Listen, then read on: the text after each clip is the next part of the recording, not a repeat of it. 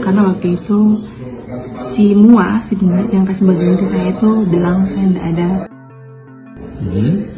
Jadi di sini timbullah kecurigaan pada pihak keluarga. Geger pernikahan sesama jenis di Desa Sekli, Kecamatan Kani Barat Selatan, Kabupaten Halmahera Selatan, Maluku Utara. Kedoknya terbongkar, sang wanita jadi-jadian pun mengurai pengakuan mengejutkan. Nyaris jadi bulan-bulanan warga. Della pun akhirnya mengurai pengakuan. Di depan sang suami Naim, Della mengakui ia aslinya adalah seorang pria. Della pun meminta maaf kepada keluarga Naim karena sudah membuat geger satu kampung dengan aksinya. Aku membuat kehebohan yang viral kemarin di Desa Sekli. Saya mohon maaf sebesar-besarnya. Saya sebenarnya laki-laki, pukas Della. Lebih lanjut, Della pun menceritakan awal mula kedoknya sebagai wanita jadi-jadian terbongkar. Ternyata sosok yang pertama kali curiga dengan Della sebenarnya pria adalah seorang penata rias alias MUA. Saat hari H pernikahan, seorang MUA yang tak disebutkan namanya heran dengan gelagat Della yang mencurigakan. Memegangi tubuh sang pengantin wanita, sang MUA pun terkejut karena Della tidak memiliki bagian dada seperti lakinya wanita. Dari sanalah sang MUA melapor ke keluarga mempelai pria dan warga. Waktu itu